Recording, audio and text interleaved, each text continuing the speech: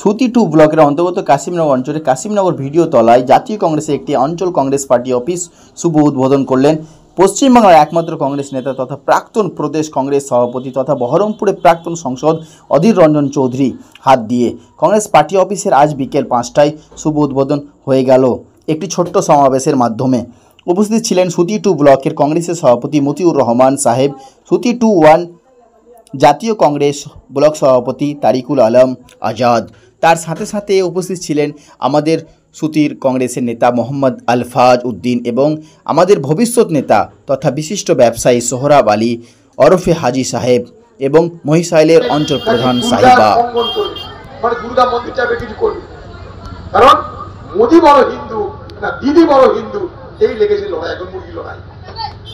মোদি বলছে আমি বড় হিন্দু, দিদি বলছে ভাই কিছু সে কম নেই, আমি বড় হিন্দু, এই মুরগি লড়াই লেগে গেছে। তাই মোদি রাম মন্দিরের কথা বলে, দিদি জগন্নাথ মন্দিরের কথা বলে, বড় মজা লেগেছে। বাকি আমার আপনার চাকরি, রুটি রুজি, আমার আপনার বান বন্যা, কৃষি ফসল, স্বাস্থ্য, শিক্ষা সব ভোগে যায়। ভোট আসবে, লক্ষ্মীর ভান্ডার দিব। আর তৃণমূলের নেতাদেরকে বলে দেবো, গ্রামে গ্রামে বলে দে দিদি না জিতলে লক্ষ্মীর ভান্ডার বন্ধ হয়ে যাবে। মেয়েরা ভয় পাবে, লক্ষ্মীর ভান্ডার দিও, ভোটে গেলে গল্প শেষ, মেরে খাওয়ার গান। আচ্ছা, লক্ষ্মীর ভান্ডার কি মমতার বাপের? সরকারি প্রকল্প।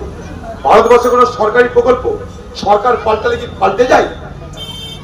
কংগ্রেস আমলে রেশনের দোকান হয়েছিল, কেউ কি সেটাকে উঠিয়ে দিতে পেরেছে?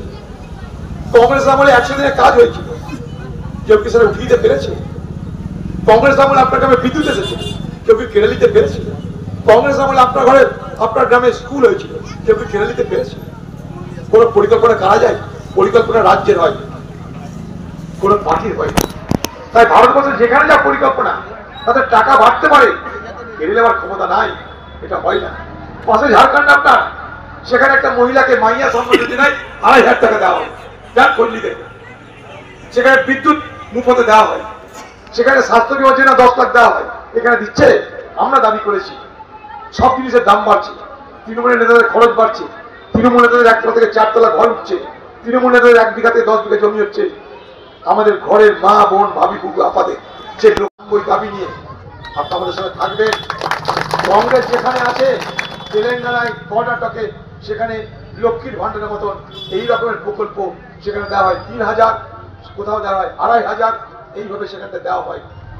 কর্ণাটকে বেকার ভাতা, বেকারদের ভাতা দেওয়া হয় 3,000 টাকা, বিদ্যুৎ 200 ইউনিট করে মুফতে দেওয়া হয়, 10 লক্ষ টাকা স্বাস্থ্য বীমা দেওয়া হয়। কর্ণাটকে মেয়েদের পাশে চাপলে তার পয়সা দিতে হয় না। মমতা ব্যানার্জি একাই দিয়ে থাকে? হ্যাঁ, দেওয়ার বদলে কি করেছে? আমার আপনার শিল্প হয়েছে, স্বাস্থ্য হয়েছে, চিকিৎসা আছে, কিছু নাই, শিক্ষা আছে, নাই। মাঝখানে কি হয়েছে? পশ্চিমবঙ্গের মানুষের উপরে আজকে সেটাচ্ছে যে দেখুন, এখানে হাওয়া তোলার চেষ্টা করা হয় একটা। আমাদের এখানে শিল্প নেই, রুটি রুজি নেই, চাকরি করতে টাকা লাগবে, সিভিক ভলেন্টিয়ারতে টাকা লাগবে, বাড়ি বাড়াতে টাকা লাগবে, পয়সা দেখো তামাশা দেখো, এখানকার সরকারের স্লোগান। আপনি আপনার হকের ঘর পাবেন, সেই হকের ঘর 2011 সালের নিয়ম অনুযায়ী পাচ্ছেন। 2011 সালে কংগ্রেস কিন্তু এই আইনটা তৈরি করেছিল, আপনার নিজের ঘর পাওয়ার আইন, মনে রাখবেন এটা। সেটাও মমতার কবজা করে দিয়েছে।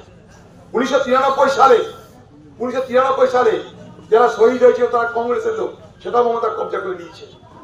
শহীদ দিবস পালনের নামে সেখানটায় মৎস্য হচ্ছে, মস্তি হচ্ছে। আমি কালকে গেছিলাম পলাশিতে, 9 বছর একটা বাচ্চা, তামান্না খাতুন, 9 বছর, এইটুকু বাচ্চা মেয়ে, সুন্দর দেখতে, বাবা আমার একটাই বাচ্চা, তাকে বুকে একটা সকেট মারলো তৃণমূলের গুন্ডারা। কেন? তার বাবা মা তৃণমূলকে ভোট দেয়নি।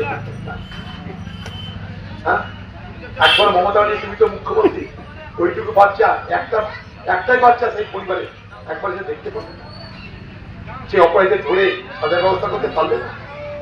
একটা শিক্ষিতা হাসপাতালের মধ্যে ধর্ষিতায় খুন হয়ে যাচ্ছে।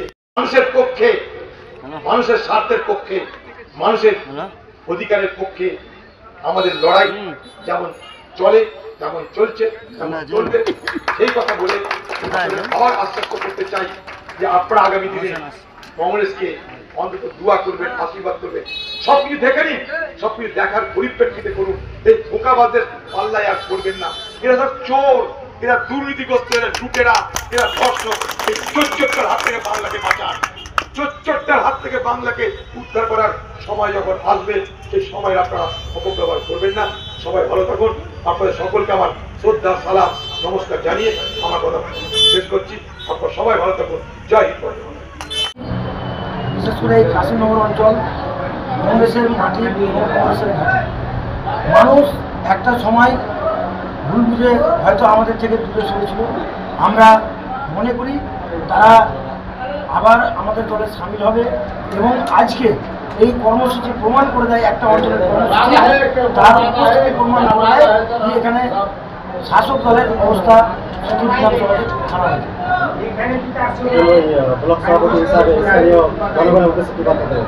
আমরা একটাই বার্তা দিতে চাই কি এই সরকারের যে অনমনীয় মনোভাব, রাজ্যে দুর্নীতি, রাহাজানি, খুন, সন্ত্রাস, কাটমানি এর বিরুদ্ধে মানুষকে সজাগ হতে বলছি। শুধু নিজের জন্য নয়, নিজের ভবিষ্যৎ প্রজন্মকে বাঁচিয়ে রাখার জন্য, আমাদের ভবিষ্যৎ প্রজন্মকে বাঁচিয়ে রাখার জন্য, বাংলার মানুষেরকে বাঁচিয়ে রাখার জন্য এই প্রতিবাদ করতে হবে। আমাকে সবাইকে মিলে এই লড়াই লড়তে হবে। এই লড়াই আপনার একার লড়াই নয়, এই লড়াই গোটা বাংলার মানুষের লড়াই, শুভবুদ্ধি সম্পন্ন মানুষের লড়াই। এই লড়াই সবাইকে মিলে লড়তে হবে। তাই আহ্বান করছে সবাই জাতীয় কংগ্রেসের পতাকা তুলে এসে আমাদের হাত দিয়ে